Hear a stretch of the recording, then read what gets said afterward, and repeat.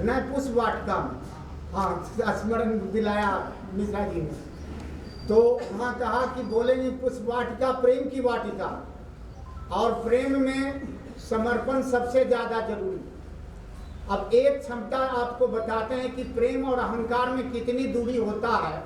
तो एक कथानक याद आ गया। एक पेड़ है, उसके नीचे हमारे बच्चे खेलते हैं छोटे छोटे जाकर। तो कई दिनों से उसमें से एक बच्चा नहीं आया, तो पेड़ के डालियों पर कभी खेलता था, उसको झुकाता था, उसके पत्ते को तोड़ता था, और फिर पेड़ दे करके भी इतना गदगद था, वह अपने बच्चे को भूलता नहीं है। कहता है कि अरे मेरा वो मित्र नहीं आया। सारे बच्चों से कहा कौन सा? तो वो जो बच्चा गोरा गोरा सा था और जो मेरी डालियों को झुकाता था, सारा शरारत करता था, मेरा तोड़ता था और मैं उसको तोड़ने देता था और मैं आनंदित होता था। कहा कि शायद कोई बीमार पड़ गया, रे देखो कहीं बीमार तो नहीं हो गया। कहा कि नहीं, जाकर के देखता हूँ। वहाँ जाके उसको कहा मित्र, कभी तुम मित्र होते थे, लेकिन अब मैं बड़ा हो गया हूँ, अब मुझे पैसे की ज़रूरत है, मुझे किताब खरीदने हैं, हमको पेंसिल खरीदने। अब वो खेलने वाला बच्चा नहीं, उसमें अहंकार आता, मैं बड़ा हो गया हूँ। अहंकार हमें से अपनी गरिमा को जोर से प्रकट करता है, और जो प्रेम है हमें से अपनी गरिमा को समर्पित करने के लिए तैयार है। कहा अरे साधारण सी बात बोलते हो। कहा क्या? कहा कि इतनी सी बात के लिए तुम नहीं आते थे। कहा हमारे फल को तुम तोड़ लो और बेच दो इसे बाजारों में, और खरीद लो अपनी पुस्तक, खरीद लो अपनी कलम। बड़ा आनंदित होता है बच्चा। कहा यार तुम तो आज भी बड़े काम की चीज हो। कहा कि बिल्कुल, अहंकार हमें से लेकर खुश रहता है और प्रेम हमें से देकर खुश रहता है। कहा ले गया बाजार में, बेच लिया, ले आया, फिर कुछ दिन आया, खेला, उसकी पूर्ति हो गई। अहंकार हमें से लूटने में विश्वास रखता है, प्रेम हमें से देने में विश्वास रखता है। कहा बड़ा दिन हो गया, फिर नहीं आता है। अरे मेरा मित्र बड़ा नहीं आया, मन व्याकुल है, आने दो उसे, पूछो क्यों नहीं आ रहा।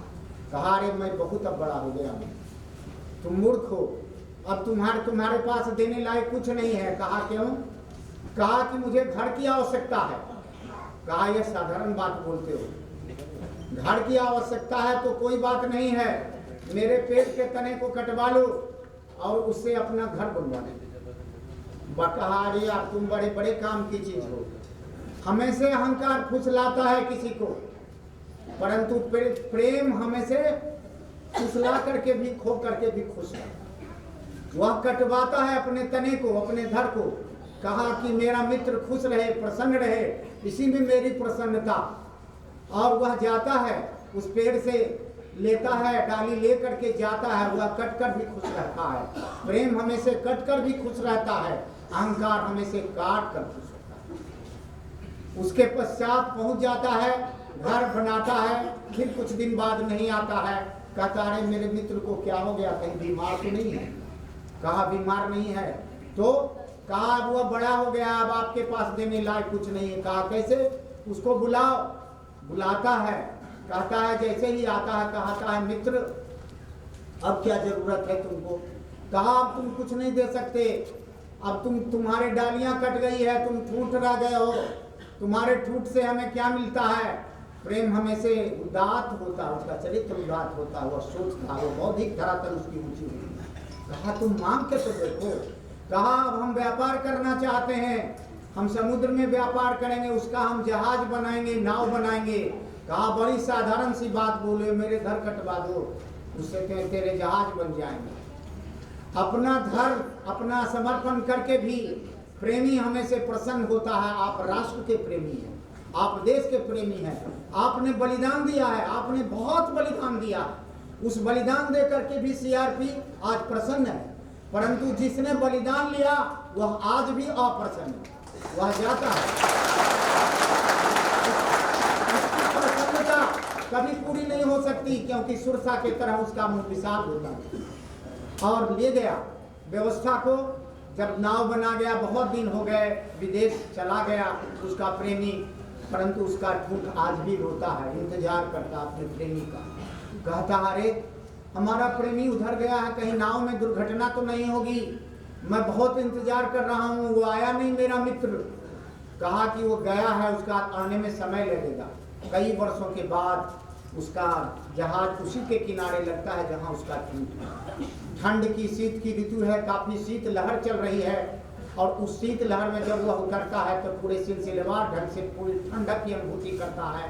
कहता है आओ मित्र बैठो। कहा रे तुम्हारे पास अब तो सब कुछ चला गया प्रेमी, अब तुम क्या हमारे देने लगा? कहा अभी भी देने लायक है मेरे पास।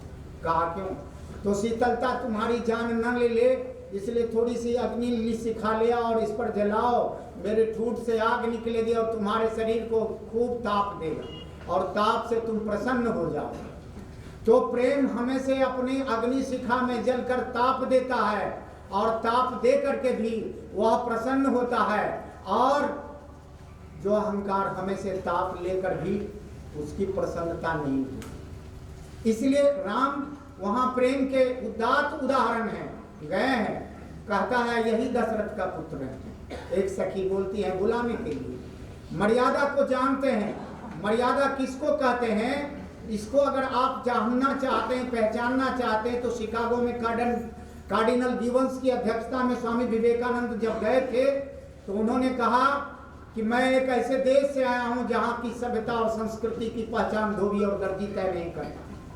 वहां की सभ्यता और संस्कृति की पहचान हिमालय की, आप जाओ गांव के किसी गलियों में भारत में और पूछो कि आप के गोत्र क्या हैं, बड़े सगर्व कहेंगे कि मैं भारद्वाज गोत्र का हूँ। बड़े सगर्व कहेंगे मैं काश्यप गोत्र का हूँ, मैं अत्रि गोत्र का हूँ, मैं वाल्मीकि गोत्र का हूँ।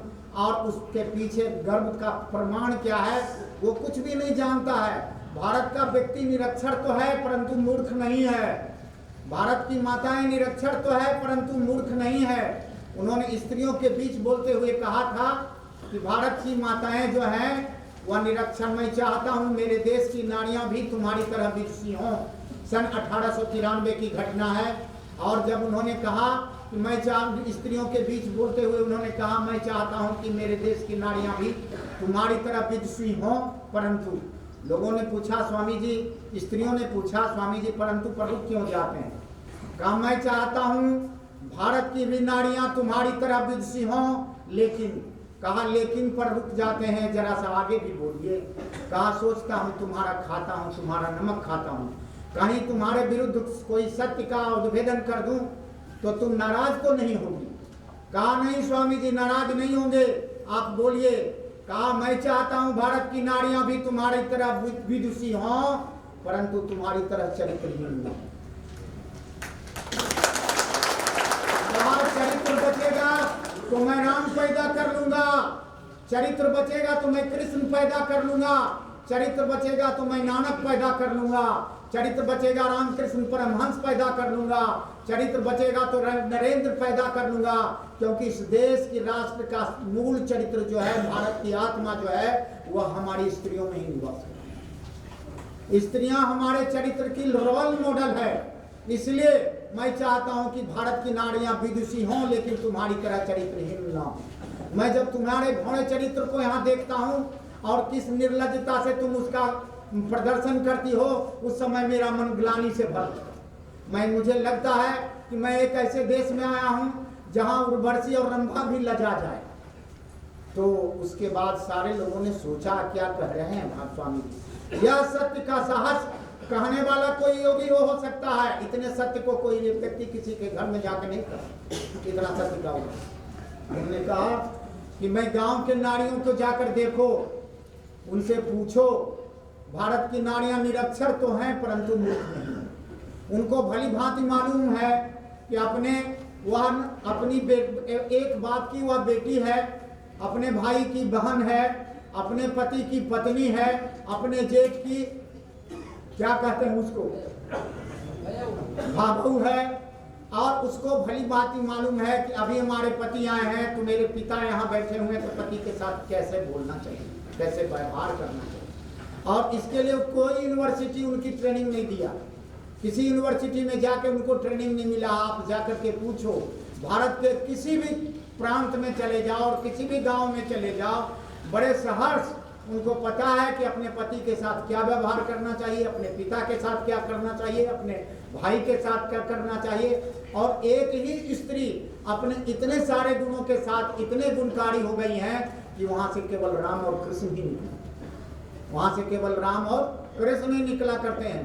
पूरे दुनिया में बता दो, इतनी बड़ी संस्कृति में कहीं राम और कृष्ण निकले हों जिसने महिलाओं का सम्मान किया हो, यत नार्यंतु पूजनते रमनते, तत्र देवता का भाव उपस्थित हुआ हो। और इसीलिए भारत की भूमि महान है, क्योंकि यहाँ नारियों की पूजा करने वाला भगवान होता, यहाँ नारियों की पूजा करने वाला भगवान होता। और जो भगवान होता है वह नारियों से ही उत्पत्ति होती है। इसीलिए नारी की उत्पत्ति के लिए बताया गया कि नारियों को स्वस्थ चरित्र होना चाहिए। कहा वो नारायण भगवान उसी मर्यादा के कौशल्या के पुत्र हैं। भगवान रास्ते में चलते हैं तो मिथिलानियाँ उस गाती हैं, कुछ कुछ बोल करके कुछ बोले। लक्ष्मण कहते हैं भैया पूछ रहे हैं कि किनके पुत्र हैं। भगवान तिरछी चितवन से मुंह से बोल के नहीं, इशारा करते हैं कि लक्ष्मण यहाँ तुम्हारा कुछ नहीं चलेगा, मौन रहो, यहाँ मौन रहने में ही। और भगवान की का विवाह संपन्न हो गया है, धनुष यज्ञ संपन्न हो गया है, जनकपुर से विदाई हो रही है। और पूरे जनकपुर का प्रकरण आप अगर गौर से देखेंगे तो भगवान माँ श्री सीता दूसरी बार जनकपुर को भाव विवल होते देखकर अपनी व्यवस्था संभाल नहीं सकी, तो लगी